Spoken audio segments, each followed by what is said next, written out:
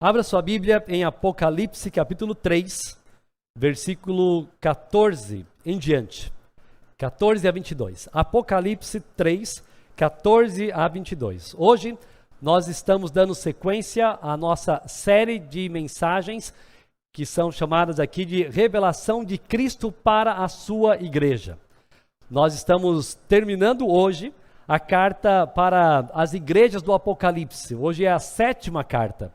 Então hoje a mensagem é para a igreja de Laodiceia, consequentemente para todos nós também nos dias de hoje. E nós vamos ver então os versículos 14 a 22 aqui do capítulo 3. Tendo em mente o seguinte título: Laodiceia, uma igreja cheia de si, mas vazia de Cristo. Cheia de si, mas vazia de Cristo. Olha o que diz o versículo 14. Ao anjo da igreja em Laodiceia escreva: estas são as palavras do Amém, a testemunha fiel e verdadeira, o soberano da criação de Deus. Conheço as suas obras, sei que você não é frio nem quente. Melhor seria que fosse frio ou quente. Assim, porque você é morno, nem frio nem quente, estou a ponto de vomitá-lo da minha boca. Você diz: estou rico, adquiri riquezas e não preciso de nada. Não reconhece, porém, que é miserável, digno de compaixão, pobre, cego e que está nu. Dou-lhe este conselho: compre de mim ouro refinado no fogo e você se tornará rico. Compre roupas brancas e vista-se para cobrir a sua vergonha ou sua vergonhosa nudez. E compre colírio para ungir os seus olhos e poder enxergar. Repreendo e disciplino aqueles que eu amo. Por isso, seja diligente e arrependa-se. Eis que estou à porta e bato. Se alguém ouvir a minha voz e abrir a porta, entrarei e cearei com ele e ele comigo.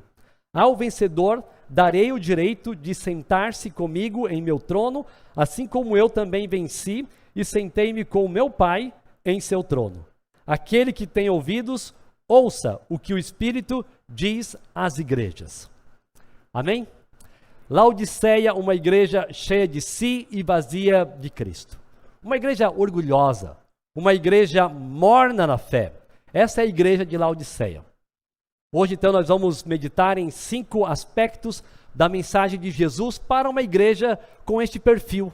Para uma igreja que pensa ser autossuficiente e que tenta viver uma vida de adoração, pasmem, sem Jesus.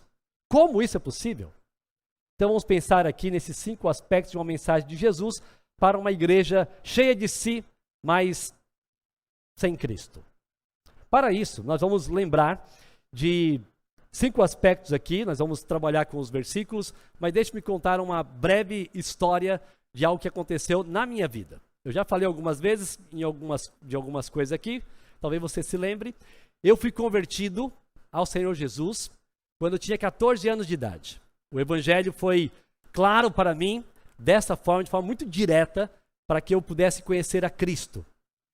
Depois de um tempo, algumas semanas, meses, naquela empolgação de novo convertido, de primeiro amor, isso foi esfriando. E aos poucos eu estava vivendo uma vida morna na fé. Eu estava acostumado a viver ali umas questões mais religiosas, só de ir à igreja e coisas assim, mas sem empolgação com o Senhor. Foi quando, depois aí de quase 2 anos da minha conversão, que eu fui a um culto, sentei ao lado de uma irmã, que ela olhou para mim e falou: quero falar com você, quando acabar o culto. E assim, fomos para o culto, e acabou o culto, ela começou a falar comigo. Foi assim um agir de Deus, de uma forma muito especial. Eu reconheci ali, naquela conversa, o meu estado de letargia, de sonolência espiritual. Ela me despertou para a vida cristã. E foi assim que, logo em seguida, eu tomei a decisão de procurar ser discipulado, ir para o batismo, e depois de alguns meses também a decisão de ir para o seminário. Deus usou uma mulher, uma irmã, assim, em um culto. Imagine se eu não estivesse naquele culto. Eu estaria mais frio ainda, eu ficaria por muito tempo frio. Mas Deus usou a igreja, o culto, um momento de celebração para me tirar de um estado de sonolência espiritual. A minha oração é que você não esteja num estado de letargia espiritual, o que pode acontecer. E se você estiver, que hoje seja uma noite para o seu despertar, para você se empolgar com a vida cristã, com Cristo e ter uma vida diferente. Vamos meditar numa mensagem para uma igreja que estava vivendo assim. Primeiramente, entendendo o primeiro aspecto, no versículo 14, dessa mensagem, que é a identificação de Cristo. Como é que Cristo se apresenta para esta igreja de Laodiceia? Ele se apresenta com 3 descrições, com o Amém, com a testemunha fiel e verdadeira, e como o princípio da criação, ou o soberano da criação, que eu vou explicar esses termos daqui a pouco. Laodiceia era uma igreja que se localizava entre algumas cidades, até conhecidas para nós, ao lermos as Escrituras. Uma delas é Colossos. Aqui recebeu a carta de Paulo aos Colossenses. A outra, nem tão conhecida assim, era Hierápolis. 2 cidades próximas.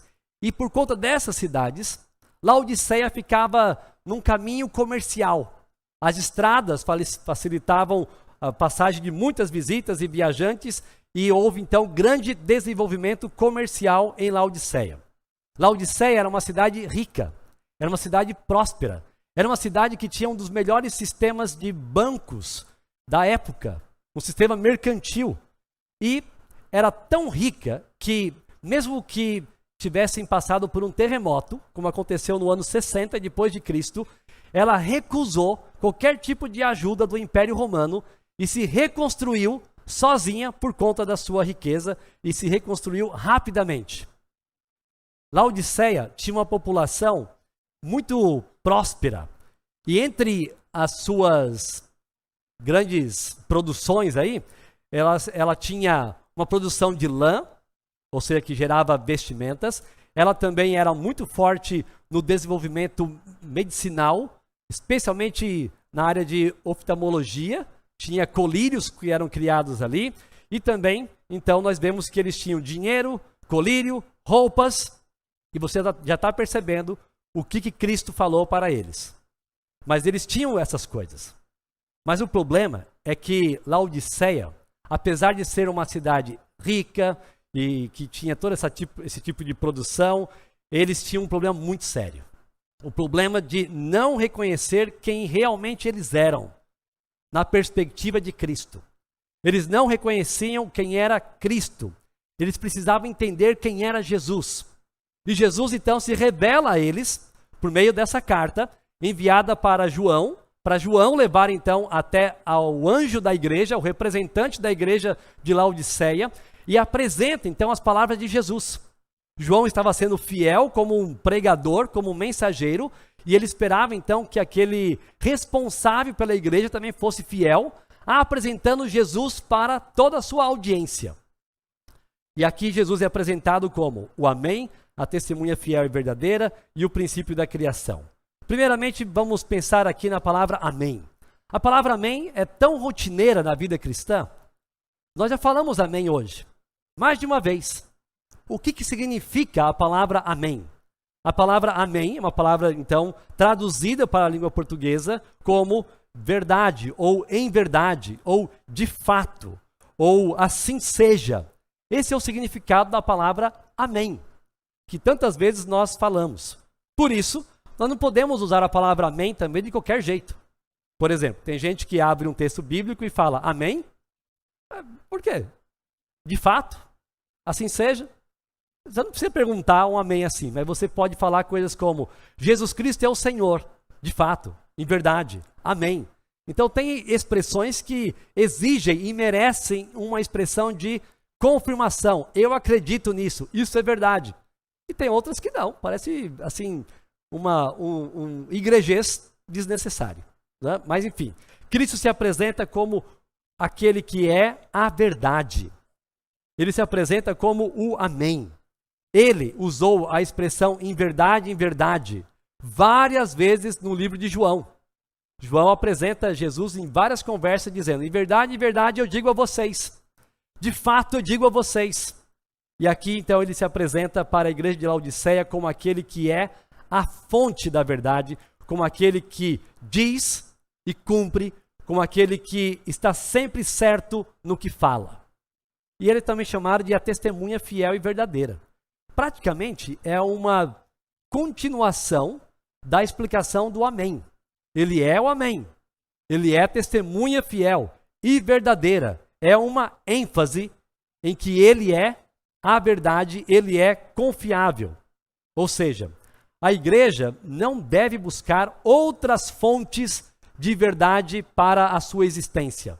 Uma vez que a verdade é uma só, é Jesus. Como ele disse, eu sou o caminho, a verdade e a vida. Ninguém vem ao Pai a não ser por mim. Ele é a única fonte de verdade. Ele é o único que pode dizer o que é o problema de uma igreja e como a igreja deve resolver seus problemas. Uma igreja, então, deve depender unicamente daquele que é a verdade, que é a testemunha fiel, que é o verdadeiro, que é o cabeça da igreja. E ele também é chamado aqui de o soberano da criação ou o princípio da criação. Não há dúvida de que Cristo é eterno, que ele não tem início, ele é eterno. O próprio livro de Apocalipse mostra Jesus como eterno, no capítulo 1, versículo 8, também no capítulo 2, versículo 8, ele é o princípio, o início, o fim, ele é o alfa, o ômega, ele é eterno. Agora, por que então o uso da expressão o princípio da criação? Na versão NVI, a tradução ficou até melhor, já mais explicada, que é a tradução de o soberano da criação. O princípio da criação não aponta para o primeiro a ser criado, mas aponta para o governante da criação. Aponta para aquele que é o mais importante. Aponta para aquele que é o principal, o agente, o governante, ou seja, o soberano. Existem algumas doutrinas hereges por aí que falam que Jesus foi criado e usam textos como esse. Olha aqui, Apocalipse 3, 14. Cristo, ele foi criado. Ele é um dos primeiros a serem criados por Deus. Não é isso que o texto está dizendo. O versículo está dizendo que Cristo é o governante da criação. É o principal da criação. É o soberano da criação. E por ele ser esse soberano da criação, é que ele pode se dirigir à igreja de Laodiceia e dizer assim: vocês não devem buscar sustento, provisão em outros, a não ser em mim. Eu sou o soberano. É de mim que vocês precisam. Isso tem tudo a ver com o contexto. Então, uma igreja morna, para voltar a ser fervorosa, entusiasmada, ela precisa reconhecer quem é Jesus. Ele é a verdade. Ele é a testemunha fiel e verdadeira. Ele é o soberano da criação. E crentes precisam confiar na autoridade de Jesus. Precisam confiar na soberania de Jesus para terem as suas vidas entusiasmadas.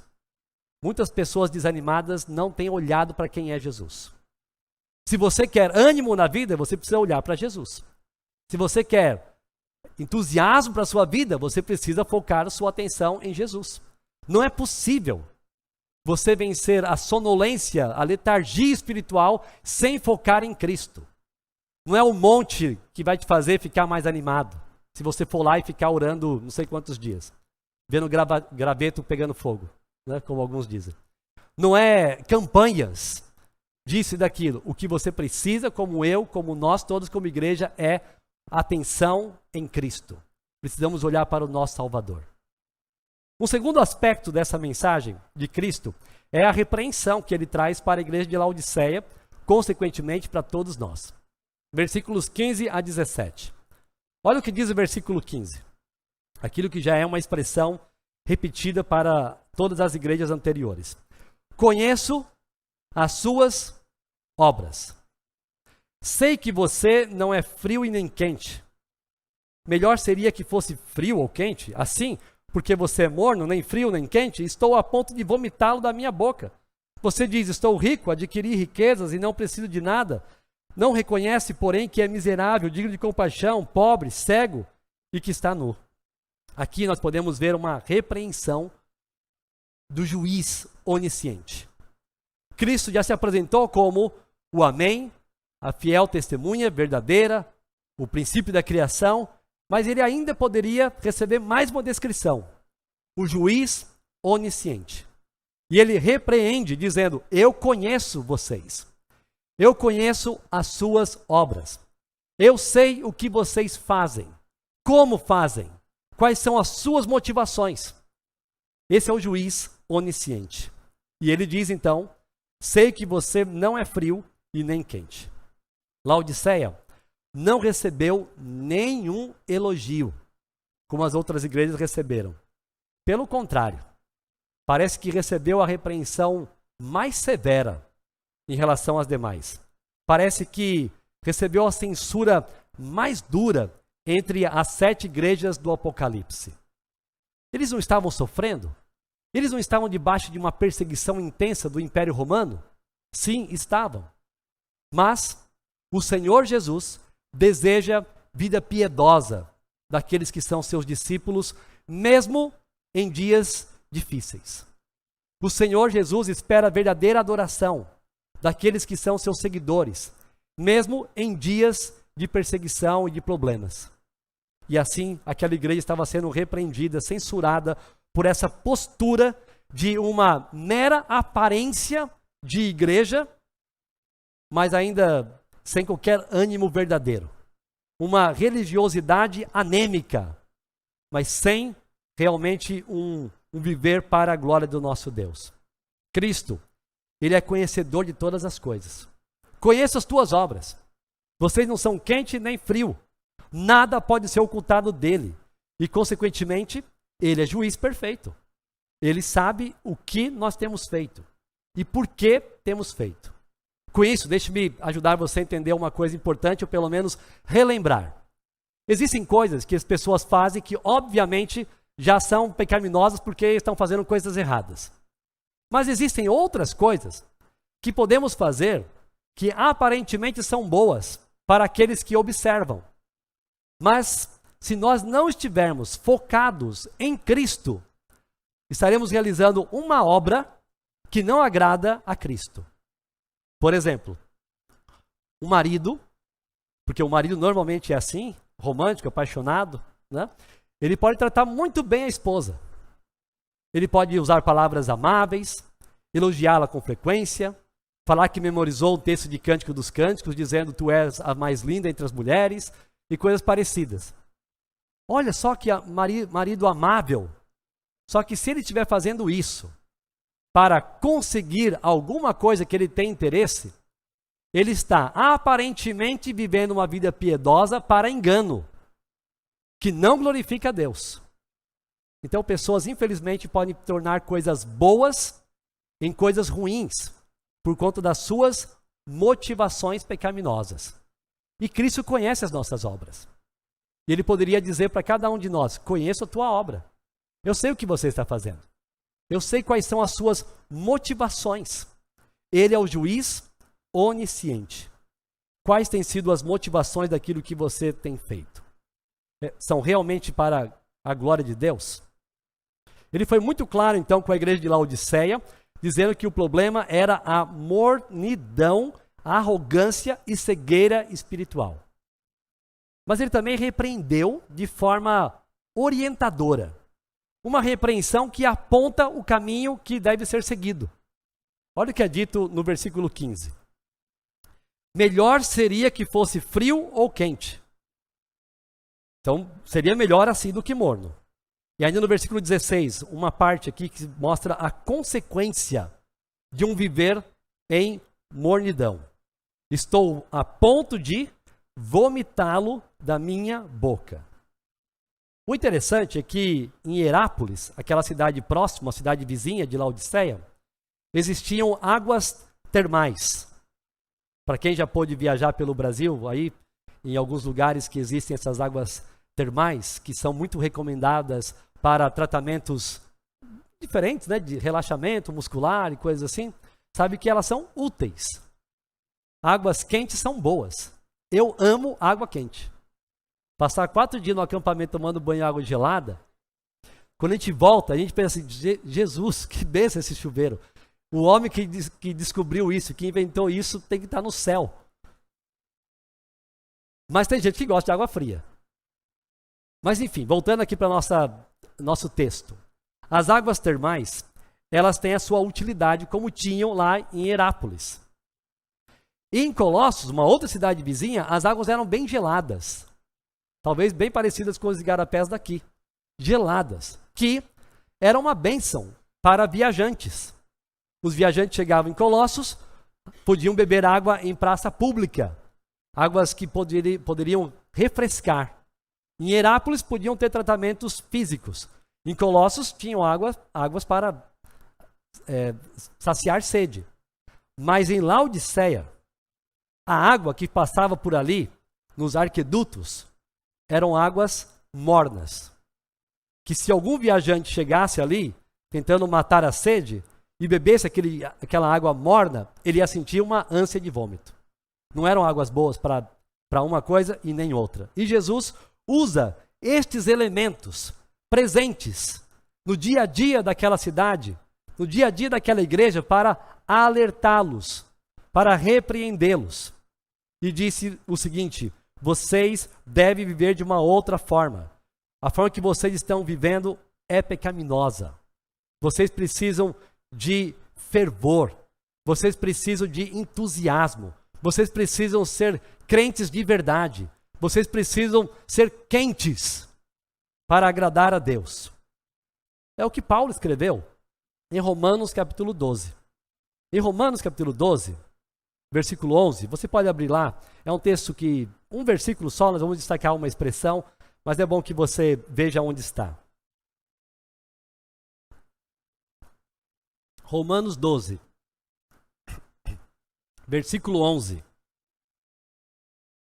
Paulo, ele escreve aos romanos, falando sobre a conduta deles como igreja, fala sobre os dons espirituais, sobre os relacionamentos interpessoais, e fala também sobre como que eles deviam viver a vida cristã. E ele fala assim no versículo 11: quanto ao zelo, não sejam, o quê? Preguiçosos, sonolentos, devagar, lentos demais. Mas vocês devem ser o quê? Sejam fervorosos de espírito. Para usar aqui então uma comparação com Apocalipse 3, sejam quentes, nem mornos, nem frios. Sejam fervorosos de espírito, servindo ao Senhor. Ser fervoroso significa colocar Cristo em primeiro lugar na vida particular, na vida pública, no modo de falar, no modo de tratar pessoas. Isso é uma das demonstrações de uma vida fervorosa, bem diferente de uma letargia espiritual ou uma vida em declínio espiritual. Uma vida em declínio espiritual, ela pode ser marcada por falta de interesse em participar de cultos de adoração ao Senhor. Ela pode ser marcada por afastamento das disciplinas espirituais, como leitura bíblica, oração, vida de serviço, vida ministerial. Uma vida de letargia espiritual pode ser marcada por uma aceitação dos valores mundanos para a vida pessoal ou, consequentemente, para a igreja. Uma vida de declínio espiritual pode ser marcada por uma conformidade com os pecados, falta de arrependimento. Poderíamos falar muito mais coisas em torno disso, mas aqui temos algumas das descrições de uma vida fria no relacionamento com o Senhor.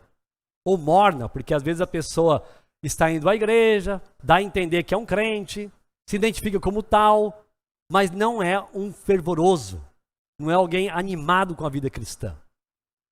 Eu ouço de tempo em tempo de pais dizendo coisas assim: o que a gente faz com um adolescente que não quer vir para a igreja?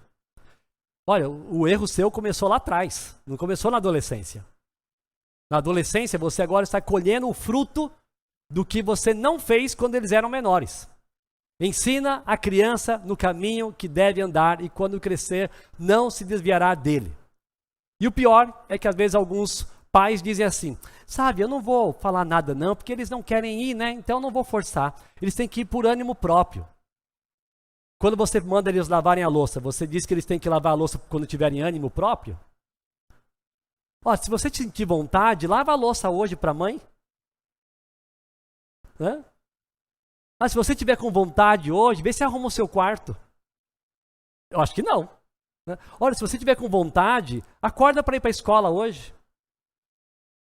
Nós precisamos orientar, dar direcionamento, porque podemos servir como instrumentos do Senhor para causar ânimo naqueles que estão tendo uma vida de letargia espiritual. Não é tempo perdido. Ainda é tempo. Chame seu filho. Responsabilize-o. Traga-o com você. Não precisa ficar largando em casa para ficar lá enfiado em internet e redes sociais. Ah, mas ele vem com um bico desse tamanho. Que venha.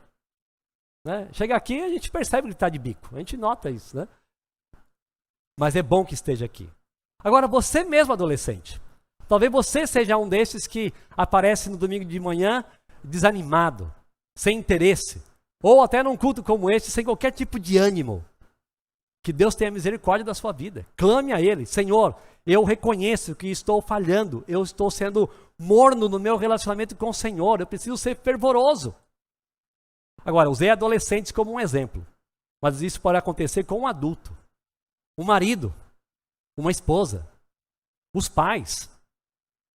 Nós não podemos viver nessa letargia espiritual sem interesse de viver para o Senhor.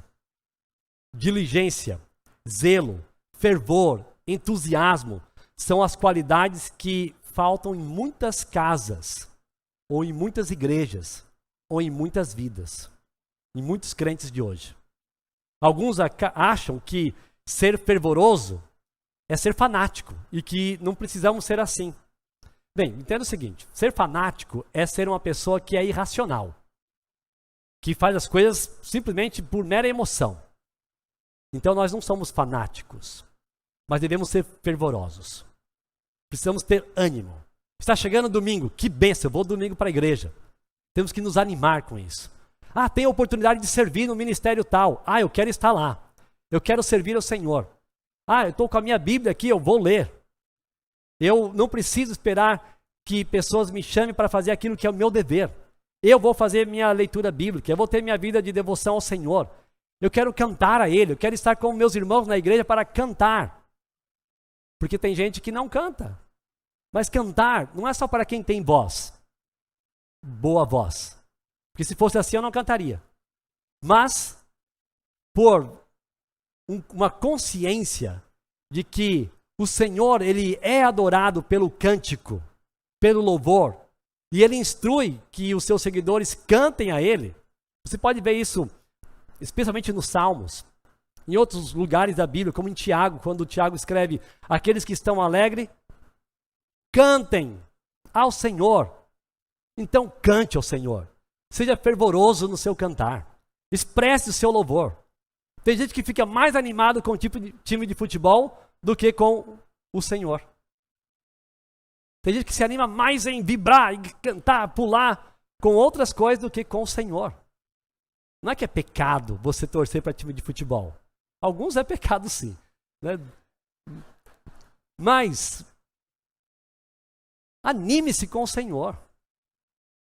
Alegrei-me quando me disseram, vamos à casa do Senhor. Fervorosos, animados com aquilo que o Senhor tem colocado para nós realizarmos. A repreensão de Jesus também foi reveladora. Olha no versículo 17. Ele revela aqui algumas realidades da alma da igreja de Laodiceia. Ele diz, vocês dizem o seguinte, o juiz onisciente sabe o que passa em nossos corações. Estou rico, adquiri riquezas e não preciso de nada.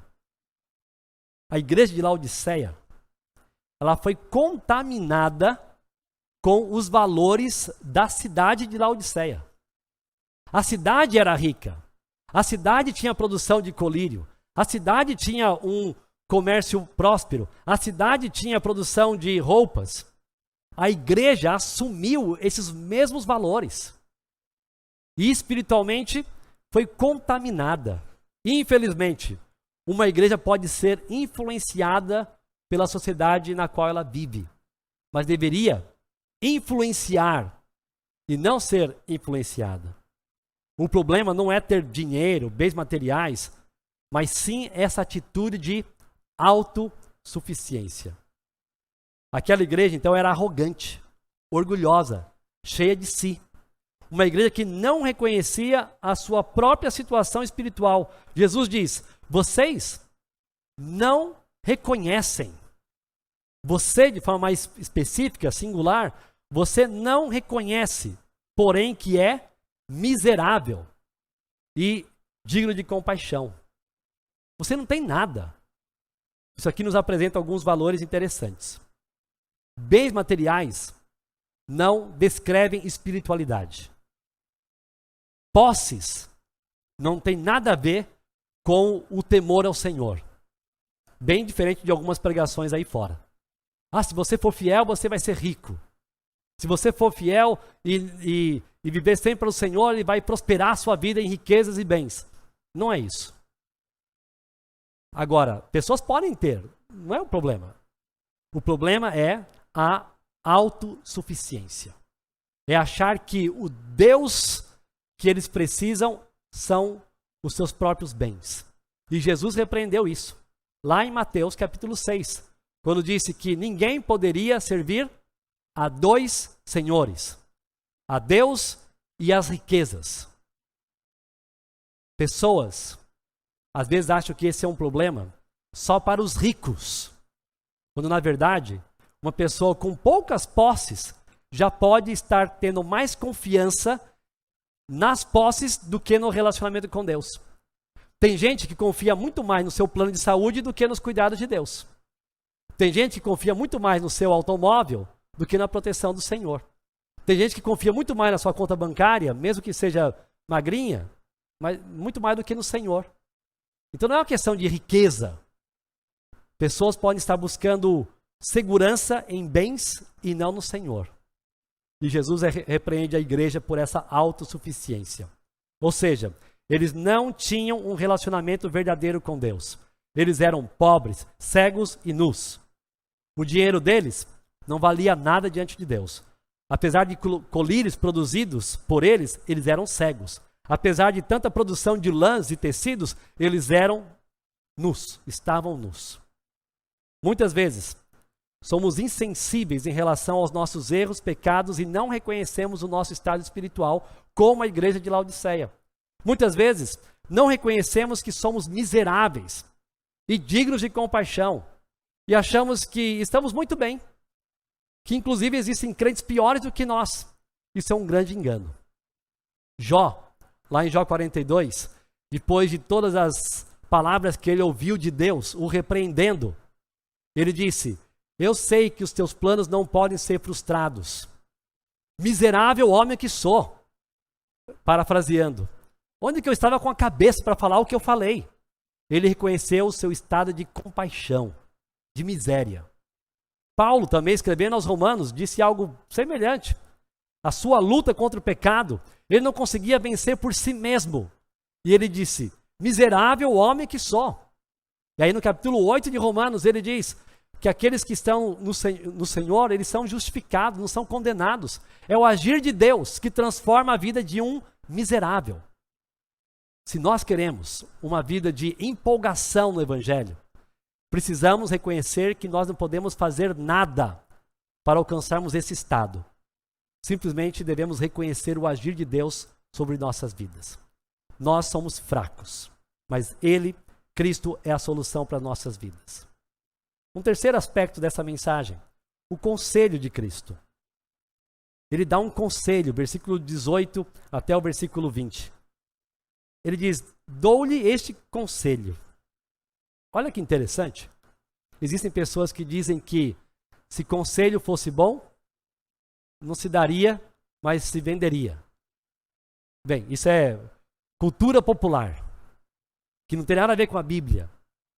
Agora, o interessante é que Jesus, ele é o cabeça da igreja. Ele é o princípio de toda a nação. Ele é o Deus soberano. Mas ainda assim, olha, eu tenho um conselho para você. Aqui ele expressa graça em não exigir o que ele poderia exigir. Ele é o Senhor da igreja, mas ele assim foi misericordioso e deu um conselho para a igreja seguir. E qual era a motivação do seu conselho? Versículo 19. Repreendo e disciplino aqueles que eu amo. Cristo olha para uma igreja morna como Laodiceia. Cristo olha para pessoas numa sonolência espiritual como os de Laodiceia, mas ainda diz, eu amo vocês. Eu amo vocês. Por isso que eu estou aqui. Por isso que eu estou gastando tempo para ajudar vocês. Isso é incrível, porque o nosso Deus não nos abandona. Ele não se cansa de novos começos, desde que sejam genuínos, verdadeiros. Ele repreende, dá a direção e ainda diz, eu amo vocês. É por isso que eu estou repreendendo. Veja que isso também já nos mostra que existem muitas afirmações populares bem pecaminosas e contrárias ao que a Bíblia diz. Algumas dizem assim, quem ama, aceita como é. Aceita o outro como ele é. Deus nos ama e nos repreende. O Senhor nos ama e exige santidade. Portanto, quando você ouvir a repreensão de alguém, não veja essa pessoa como seu inimigo, mas como alguém que te ama. Maridos, vocês precisam aprender a ouvir repreensões das mulheres. Eu também. Né? Porque é uma tendência pecaminosa do homem não ter disposição de ouvir uma pessoa que o ama. Possivelmente a pessoa que mais te ama nessa vida, sua esposa. E ela vai te repreender de vez em quando. Da mesma forma, os filhos. Filhos precisam amar a repreensão dos pais. Filhos, vocês aqui, jovens, adolescentes, jovens, se o seu pai já está há um mês sem chamar a sua atenção, chega nele e fala, pai, tem coisa errada. O senhor me ama ou não? Sim, então me repreenda. Não tem como você viver 30 dias sem estar pecando ou fazer algo que desagrada. Então busque seu pai. Pai, sabe o que é? Estou sentindo falta de uma repreensão. O senhor pode me repreender hoje? Sim, filho. Né? Busque. Seja um amante da orientação daqueles que realmente se importam com você. Agora, falei de pai, de vida conjugal, mas isso pode ser qualquer crente para qualquer crente. Ame repreensão. Ame, é o que diz Provérbio, que o sábio ama a repreensão. E Cristo ama e disciplina. E ele dá a essência aqui do conselho. Qual é a essência? Veja no versículo 19. Por isso, seja diligente e arrependa-se. O conselho de Cristo é, vocês estão vivendo de forma pecaminosa. Eu amo vocês. Vocês precisam abandonar essa vida de sonolência, de letargia, de mornidão, e agora vocês precisam transformar isso. Vocês precisam ser dedicados, diligentes, e para isso vocês precisam abandonar essa letargia e se arrepender e realmente buscar um relacionamento verdadeiro com Cristo. Portanto, compre de mim, compre suas roupas brancas de mim, compre colírio de mim, para que vocês realmente possam enxergar o seu estado espiritual. Cristo chama a atenção da igreja para Ele. Ele é a solução, não o dinheiro, não o colírio, não as roupas que eles produziam, mas Ele, Cristo. Apenas o reconhecimento de quem é Cristo como a fonte da solução dos problemas pode encorajar uma pessoa a ter uma vida fervorosa, quente, animada. Então busquemos mais o Senhor. E Ele não exige dinheiro, Ele exige apenas arrependimento. Ele exige exaltação da sua pessoa e do seu nome. Seja diligente. Sem Cristo, nada podemos fazer. E ainda podemos notar a compaixão do Senhor. Ele diz assim no versículo 20. Eis que estou à porta e bato. Se alguém ouvir a minha voz e abrir a porta, Entrarei e cearei com ele e ele comigo. Cristo se dirige a uma igreja que tentava viver sem Cristo. Dá para entender isso? A igreja precisa de Jesus. Mas a igreja de Laodiceia tinha deixado Jesus de fora. Era uma igreja tão orgulhosa, era uma igreja tão cheia de si, que Cristo não estava presente. Era uma igreja composta por pessoas que estavam vivendo de uma forma mais dependente de bens do que no relacionamento com Ele. Cristo não habita igrejas como essa. Cristo não está presente em igrejas como essa. E Ele fica de fora. Muitas vezes as pessoas usam esse versículo para uma pregação evangelística. Mas o que nós temos aqui é uma repreensão para uma igreja. Uma igreja que estava vivendo sem Jesus. Uma igreja cheia de si, vazia de Cristo. E aí temos a compaixão de Jesus. Ele não arromba a porta. Eis que estou à porta e bato. Cristo dá oportunidade para que pessoas se arrependam. Cristo dá oportunidade para que pessoas se dediquem a Ele. E se Ele estava dizendo que estava a ponto de vomitá-los, agora faz uma mudança radical. Dizendo, se você ouvir a minha voz, minha pregação, meu ensino, minhas orientações, minha exortação, e abrir a porta do seu coração, eu entrarei e cearei com você. Olha a mudança. Aqueles que estavam prestes a serem vomitados, que estavam causando repulsa em Cristo, porque não agradavam a Ele, e essa é a verdade, nós devemos agradar o Senhor, mas quando nós não agradamos o Senhor, nós podemos estar causando repulsa nele. Não ficamos numa situação de neutralidade. Só que Ele é tão misericordioso que Ele repreende dizendo, eu quero ter relacionamento com você. Eu quero que você viva comigo. Cristo nos chama para estarmos com Ele. E não podemos perder essas oportunidades de nos arrependermos e termos verdadeira comunhão com o nosso Senhor. Em quarto lugar aqui, versículo 21, a promessa. Ao vencedor darei o direito de sentar-se comigo em meu trono, assim como eu também venci e sentei-me com o meu Pai em seu trono. Ao vencedor.